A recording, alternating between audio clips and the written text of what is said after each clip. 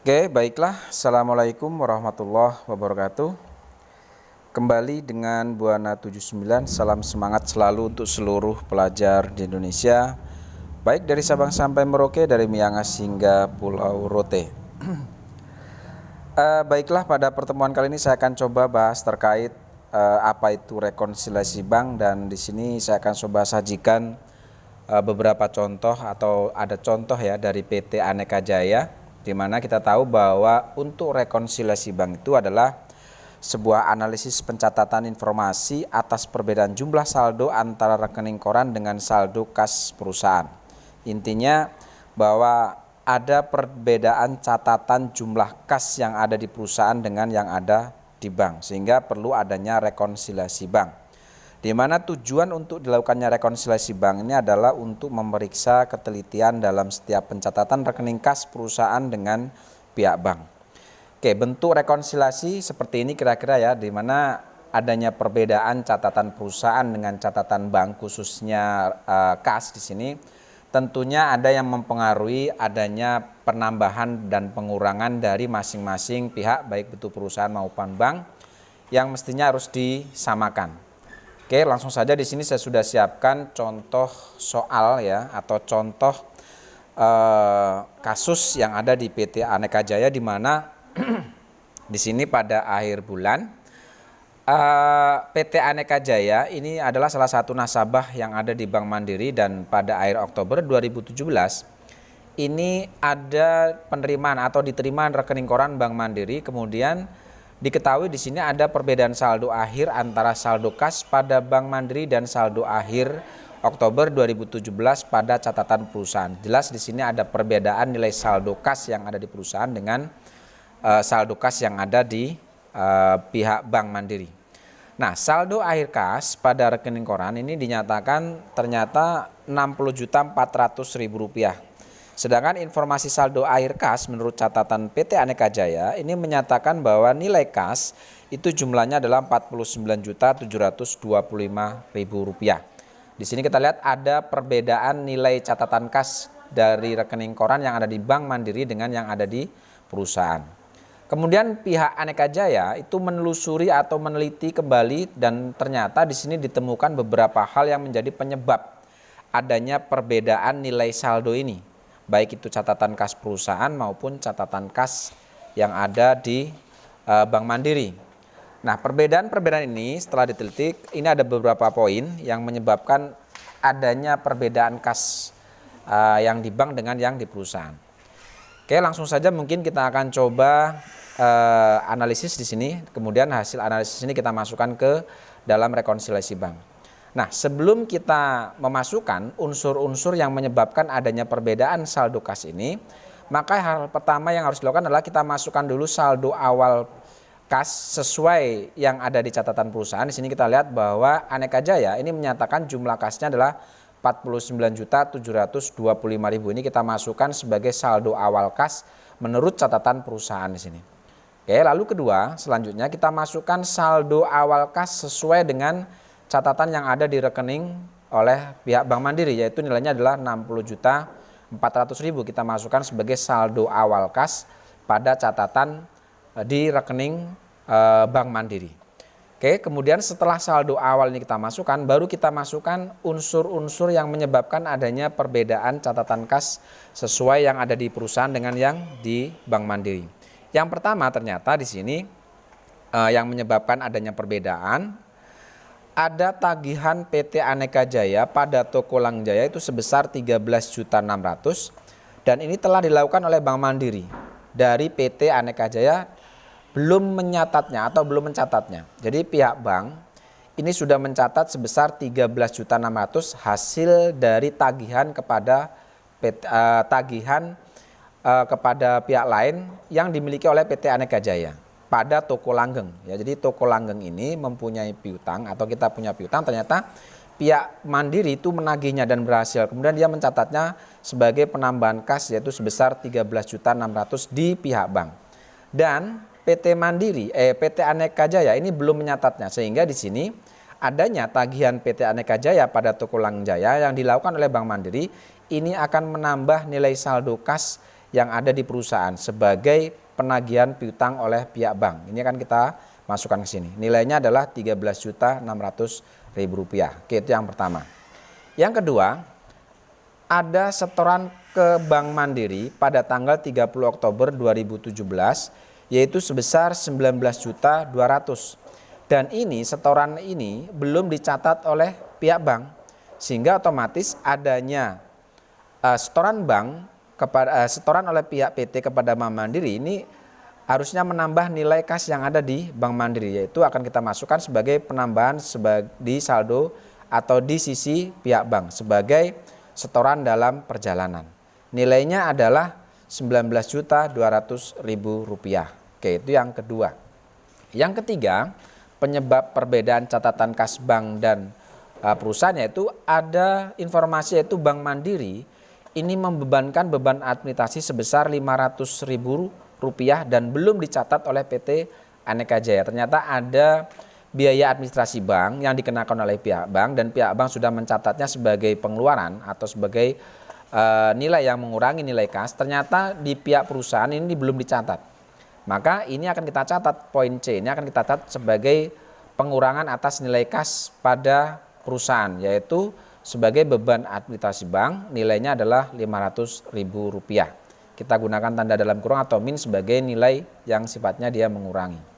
Oke, lalu yang ketiga, yang keempat, ada pendapatan bunga bank yaitu sebesar Rp1.500.000. Ini pun belum dicatat oleh PT Aneka Jaya.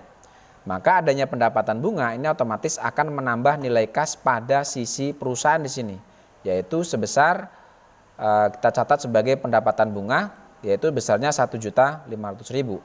Kemudian selain adanya pendapatan bunga yang belum dicatat, ternyata di sini ada PPh pasal 23 yaitu sebesar 225. Ini pun belum dicatat.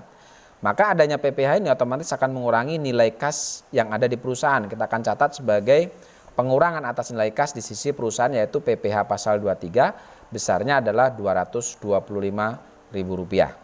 Oke, selanjutnya poin yang poin C yang E. Ada cek yang diterima oleh PT Aneka Jaya itu pada tanggal 26 Oktober 2017 dari toko Sumber Makmur. Oke, ada cek yang diterima oleh PT Aneka Jaya yang diterima yaitu tanggal 26 Oktober dari toko Sumber Makmur sebesar 8 juta.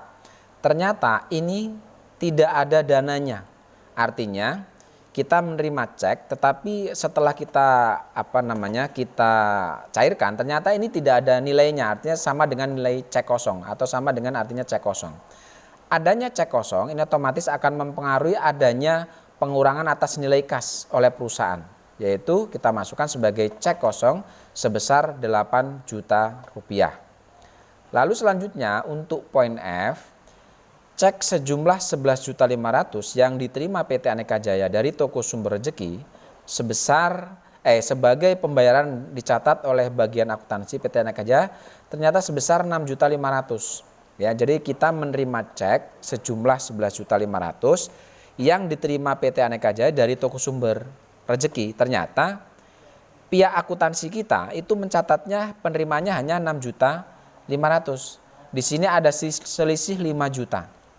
Ada selisih 5 juta atau ini bisa diartikan sebagai kesalahan pencatatan oleh pihak akuntansi, yaitu ada kekurangan sebesar 5 juta. Nah, adanya kesalahan pencatatan yang kurang 5 juta otomatis ini akan menambah nilai kas yang ada di sisi perusahaan sebagai kesalahan pencatatan. Nilainya tadi adalah 5 juta rupiah. Oke, itu poin untuk yang F. Ada kesalahan pencatatan yang seharusnya kita catat 11.500.000, ternyata pihak akuntansi itu mencatatnya hanya 6.500.000, sehingga di sini ada kesalahan kurang 5 juta untuk memasukkan nilai cek yang kita terima. Maka adanya kekurangan nilai ini akan kita masukkan sebagai penambahan atas nilai kas pada sisi perusahaan. Lalu kemudian poin yang G, cek sejumlah 7.500.000 yang dikeluarkan oleh PT Aneka Jaya untuk membayar perbaikan mesin ini dicatat oleh bagian akuntansi sebesar 6.500.000. Perhatikan di sini antara poin F dan G ini hampir memiliki kesamaan, tetapi di sini poin F ini ada kekurangan yang harus kita terima, maka sehingga akan ada penambahan di sisi perusahaan. poin yang G ini ada pengeluaran kas yang seharusnya kita keluarkan ternyata sebesar 7.500.000. Ternyata pihak akuntansi hanya mencatatnya 6.500.000 sehingga ada 1 juta. Ada kekurangan 1 juta yang harus kita keluarkan. Nah, adanya kekurangan ini otomatis akan mempengaruhi berkurangnya nilai kas perusahaan. Ya, yang seharusnya kita keluarkan sejumlah 7.500.000, ternyata kita hanya mencatatnya 6.500.000 sehingga ada kekurangan 1 juta untuk mengeluarkan kas. Sehingga di sini akan kita catat di sisi perusahaan sebagai pengurangan atas nilai kas sebagai pencatatan yang salah atau kesalahan pencatatan.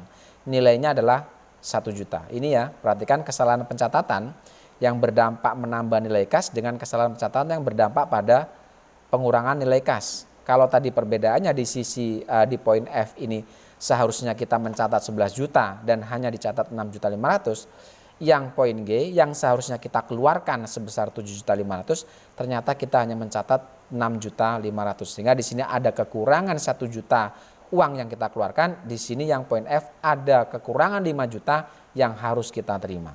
Seperti itu ya. Jadi pengertian F dan G ini tolong diperhatikan baik-baik perbedaannya, kesalahan pencatatan yang menyebabkan penambahan nilai kas dan kesalahan pencatatan yang berdampak pada pengurangan atas nilai kas. Oke, kita masuk ke poin yang terakhir yaitu ada informasi bahwa cek yang dikeluarkan oleh PT Aneka Jaya pada akhir bulan Oktober sebesar 19.500.000 ini ternyata belum diuangkan oleh pihak pemilik.